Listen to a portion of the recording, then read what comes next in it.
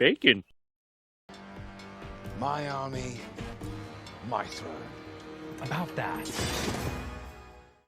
Hey Baconians, welcome back to my channel. It's Reverse BLT here, and I'm about to get into Loki, Episode 5, Journey into Mystery. It's a very interesting title that's clearly riffing a little bit on the old comic book series. I don't think it's still around unless they've revived it, but the series that Thor, Loki, Doctor Strange, actually I think also, the Swamp Thing, I think is Marvel too. I'm pretty sure they all debuted in Journey into Mystery, which is a very old classic comic book that dealt with magic and the supernatural and introduced a lot of interesting concepts to the Marvel universe, the comic universe. I think that's cool. I don't know how much this episode's actually going to deal with that, the actual themes of that old comic book series, but it's interesting to see them acknowledge it. I like it when they do that, little nods to their history. But anyway, getting into this episode, the things that I really want to see, obviously, are what's going on in this place that Loki found himself in the after credit stinger. What type of pocket universe or whatever is this? What does Ravonna know? And whether or not Sylvie will be able to get it out of her. Now, we've finally gotten far enough into this series, which is a testament to the writers that it took this long into the series for me to come up with a true proper theory on what's going on. They were holding their cards close to their vests, but not hiding things obnoxiously, if that makes sense. So it feels like the reveals are natural and they make sense, and when you go back you can see the clues. They didn't really try to do a rug pull. The twists have been logical so far. My grand theory now is that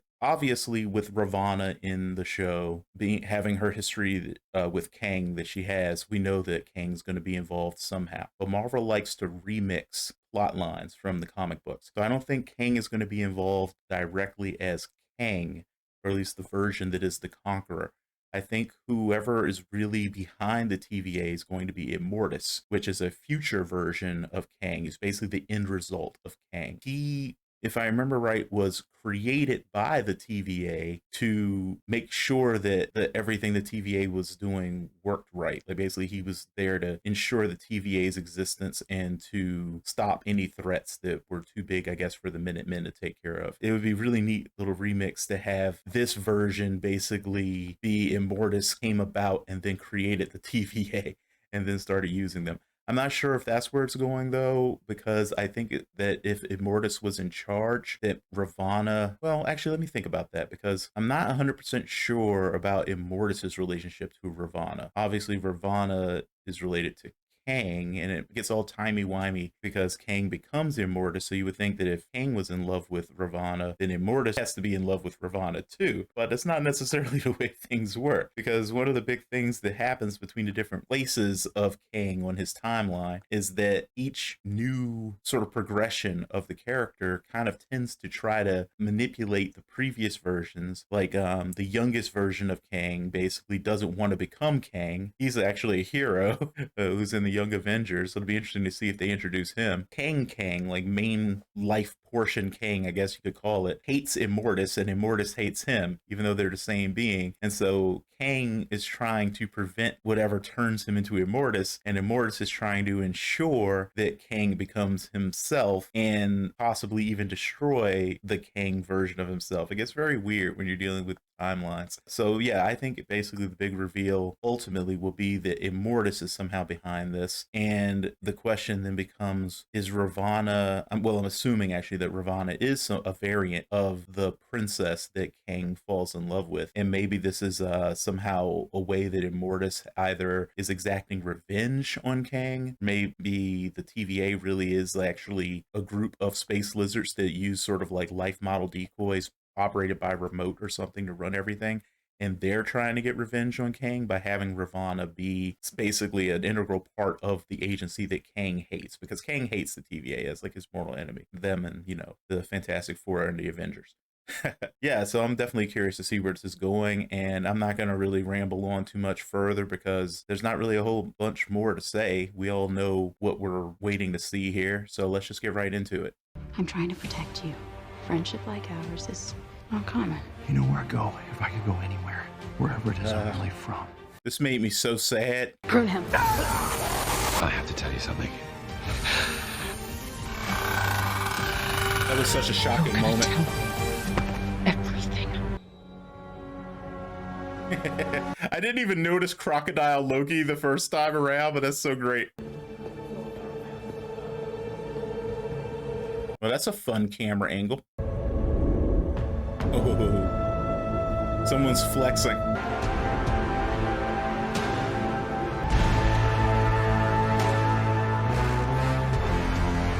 And someone's really flexing right now. It's like, look at my transitions, bitches. Is that the Nothing? Whenever I see a giant ominous storm cloud like that with a bunch of flashing weird colored lightning, I think of the Nothing from the Neverending Story. Who's really behind the TVA? I'm as in the dark as you are. I wonder if she's telling the truth. What if I said Loki wasn't dead? How is he still alive?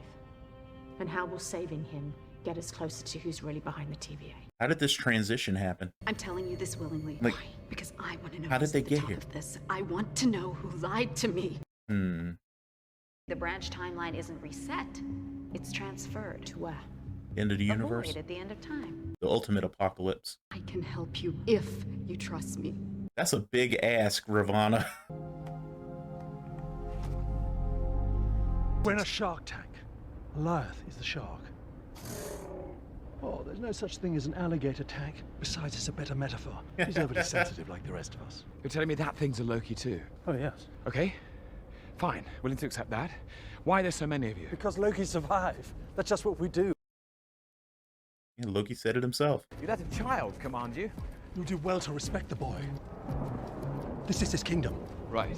Kid What was your Loki. Nexus event, Your Majesty? I killed Thor. Oh dear. That's probably not going to make him all that happy.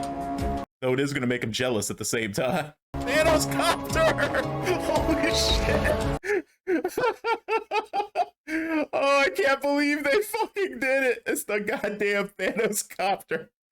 Perfect place to do it, though. Oh, there's Mjolnir. Was that Frog Thor? That was Frog Thor, guys. I told my friends on Facebook that Frog Thor was going to make an appearance once I learned afterward, once I saw stills of the post-credit scene and realized there was an alligator Loki. I was like, oh my god, this means Frog Thor is coming. So happy. What about the end of time? It's just a void. What if the void isn't the end? What if there's something beyond it? What is Miss Minutes? It's impossible. There's nothing for the Tempad to lock onto. No destination. Then we go through it. That's suicide. And I guess my need for you has passed. Wait! What about the Void spacecraft? Yes, the prototype. It could conceivably take us to the end of time. Find Loki Find the man behind the curtain. and kill him. Together. This is all seeming way too convenient. I smell a trap. Miss Minutes, where are the files on this time craft? Still looking, hun. Nothing. Buried pretty deep. Wow, what is Miss Minutes? She's like helping Ravonna stall. How long? Any second now. Go, go, go! Tell you what. You come out with your hands up and I'll put you in a time loop. You can live out your days in a good memory. You have any good memories? Just one, really. I ship them. I don't care if it is unnatural. I don't care if it is a violation of everything that's supposed to be. Oh, smart. Though it was a bit of a leap of faith. She had to believe her that pruning really didn't kill you. Self-prune. Good. And she's dead too. Uh-oh. Looks like hardcore starting to question things too. Well, at least my Nexus event wasn't eating the wrong neighbor's cat.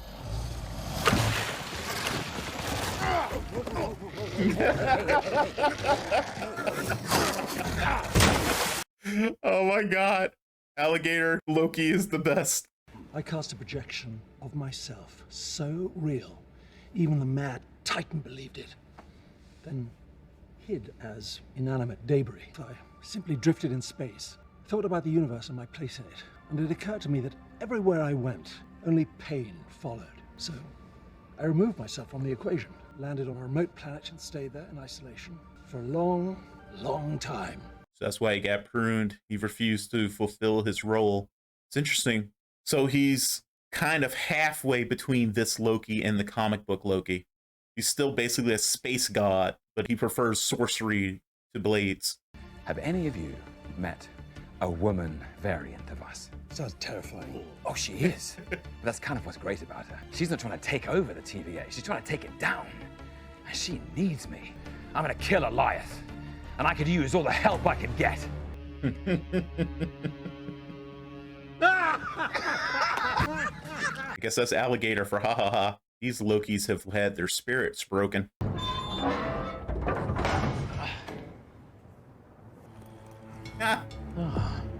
Which one of us are you? This is a nightmare. Why does this look almost like a bird's nest? Sylvie loves kicking things.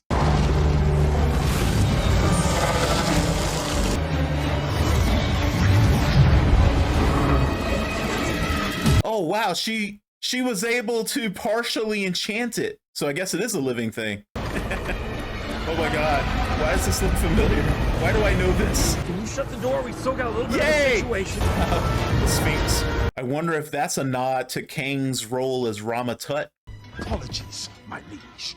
I betrayed you. And now, I'm king. About that. You can't be serious. Come on. What did you expect? My army, my throne. About that. Beef-witted, half-faced scrubs. We had a deal! Why the hell is there an alligator in here? He's a Loki!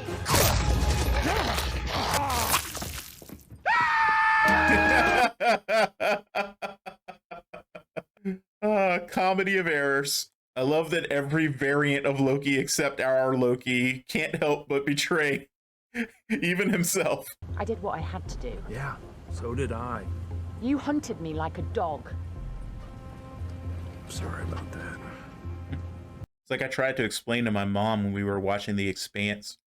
Sometimes people just feel the stakes are high enough.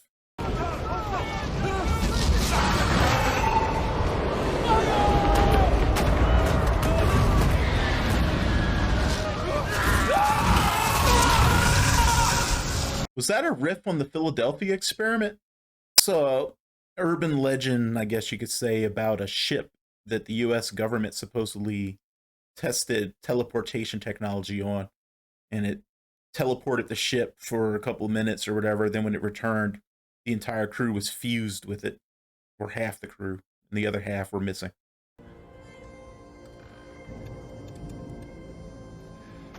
I would have given anything right now for Tobey Maguire to pop out and go, pizza time. You're alive. What happened? You okay?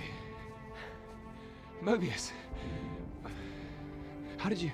We thought you could do with some backup. Now kiss. We're gonna kill Goliath. Oh my god, that was your plan. Yeah. And you all went along with it. I was having my doubts. All right. Well, what's your plan then? I'm going to enchant it. She's pretty confident. What can you do, dude? Sylvie is clearly the superior version of Loki. I need all the files on the founding of the TVA. Everything from the beginning of time. Well, that's a mighty tall order. Whoever created this place is in danger. I need to find them. Okay. Right away, ma'am. I'm getting increasingly suspicious of Miss Minutes. What if she's ultimately behind everything? Or an avatar of whoever's ultimately behind everything? So just like that, you're turning on the very thing you devoted your life to. It's never too late to change. I hope they know what they're doing.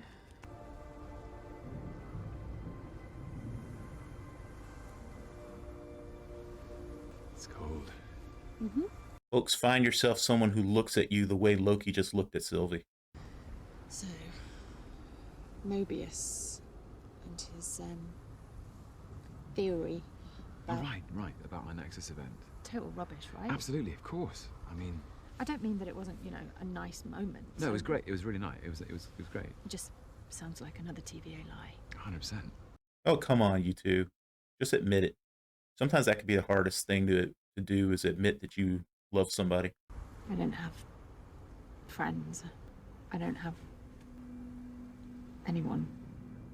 Yeah, there are more important things, right? Right? Guys, stop like it. bringing down the TVA. I mean, saving the universe when you think about it. Well, there's no need to be dramatic, but yeah, kind of. Just admit it. Nice. That was well done, Loki. They're both playing this very well. How do I know that in the final moments you won't betray me? I betrayed everyone who ever loved me. My father, my brother, my home. I know what I did. And I know why I did it. And that's not who I am anymore. Man, I hope that's true. Of course, the flip side is how do we know she won't betray him? What will you do when this is all over? I don't know. It's always telling when someone doesn't know what they're going to do after something that they've planned for a long time. Maybe we could figure it out. Yeah. Together. Yay. Maybe. What are those things? They're adorable and horrifying at the same time. Loki, you're gonna need this on your journey. Go on. Kid's acting is a little weak, but he'll be all right. He just occasionally sounds a little bit too much like he's at a table read. Nice. Looks like you got away in the end. I always do. What will you do at the TVA? Burn it to the ground. He is, though. Everybody knows he's been pruned. So if he just randomly shows back up, that'll set off a whole bunch of doubt. Yeah. Thank you, my friend. That's his first friend, guys. You're my favorite. Oh, it's got me misty-eyed. All of the avarice and everything that he's exhibited, it's all been about making connections. That's the hole that he really needed to fill. I think they've added some subtle smoke monster sounds to it as a nod to Lost.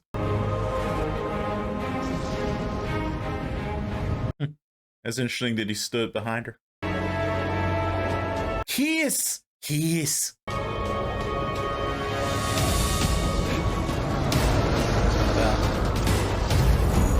are two things I want by the end of this series, damn it. I want to see Mobius on a jet ski, and I want those two to kiss. Come and get me! Nice. That's pretty cool.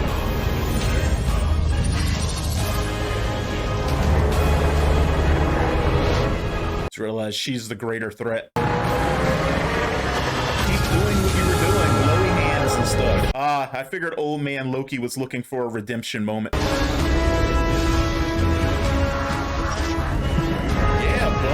Wield that magic. Oh wow, that's cool.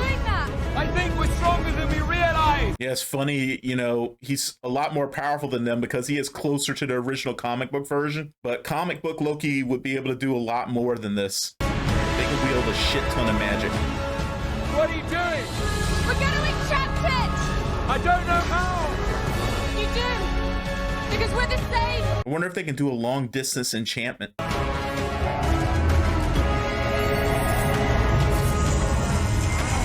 Level up, new power attained.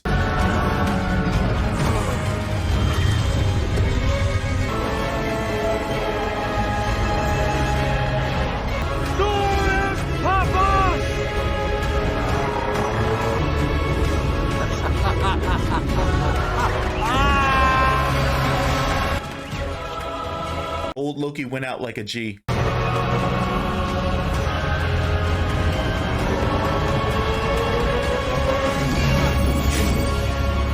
Nice.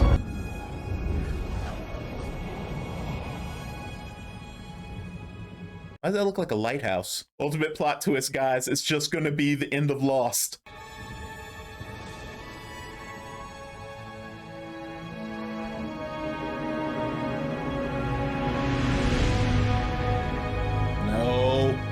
No, you better not have been. Oh, you sons of bitches. I really like this composer. She does some good work, Natalie Holt. She works leitmotif in really well.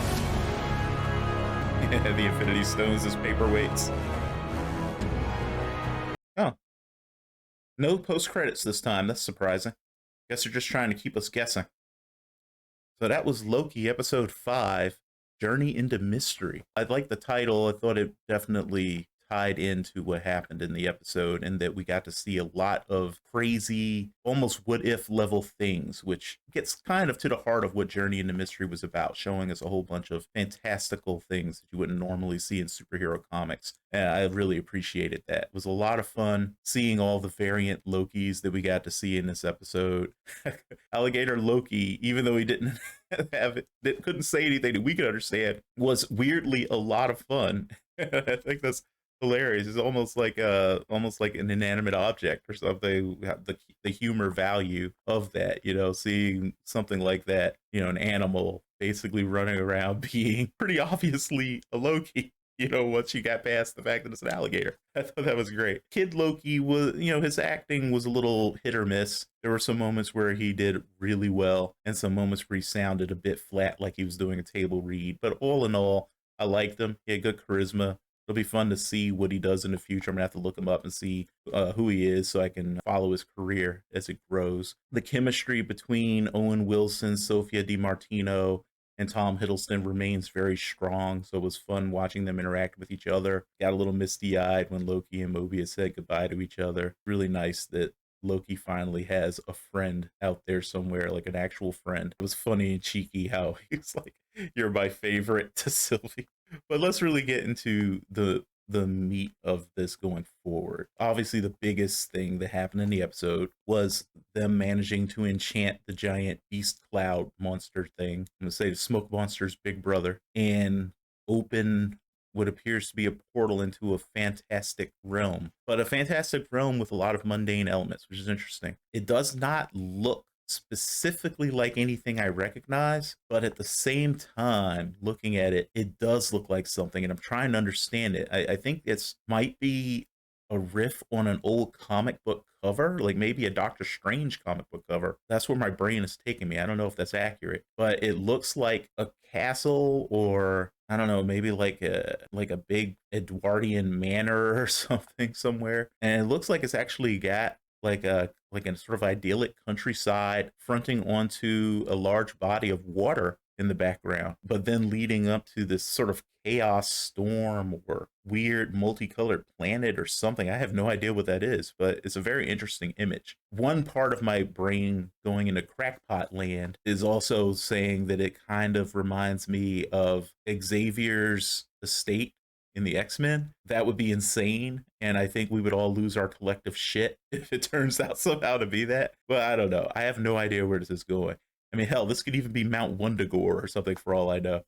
I don't think so, but I'm curious as to who lives here. Obviously, that's the big question, but they're not really giving us a clue based on what we're seeing. It doesn't look super futuristic, so that would kind of make us lean away from Kang, because Kang usually lives in Chronopolis, which is a very futuristic looking city. I would expect Immortus to live somewhere similar. We know it's not, you know, his young version, because his young version hasn't shown up yet. And if he does show up, one would expect him to be with the Avengers, or the young Avengers, which are steadily being formed throughout the MCU right now. So I really don't know who's going to end up being there. Maybe they'll pull like a reverse twist and it'll actually be the Timekeepers. Or one thing I did actually think about, because of the fact that it does look very old-timey but modern at the same time, it does look very stately, it made me wonder if we're actually going to get One Above All in the MCU, which would be insane. So for those of you who don't read comics, One Above All is the absolute supreme entity of all reality. He transcends to the level where he is also canonically DC's god, even though there he goes by a completely different name, and they're sort of semi-distinct from each other. There's a crossover to happen between DC and Marvel that kind of goes into a little bit of that. It's really interesting. And of course, obviously, he would technically be like a god of our reality too. It's like, you know,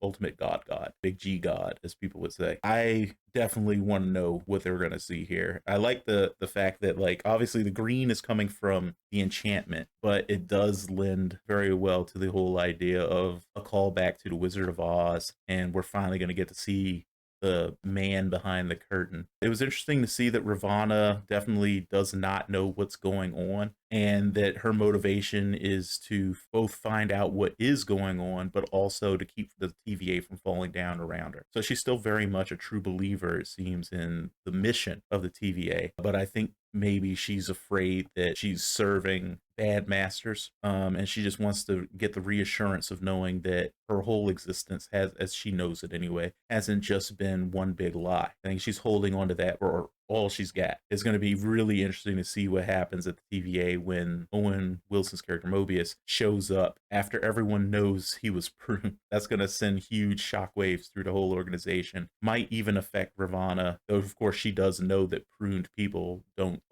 necessarily disappear. I don't know what it'll do to her mind state. Probably just drive her further into, you know, extreme action to try to protect this organization that means so much to her. So that's all I got for you today. Thanks so much for tuning in. I hope you guys enjoyed this reaction. If you did, please like and subscribe if you aren't subscribed already. If you didn't like it, hit the dislike button. Be honest. But please tell me why you didn't like it if you didn't like it, so that way I can improve. Anyway, thanks again, guys. Hope you're having a great day, and I will see you on the next one. Bye-bye.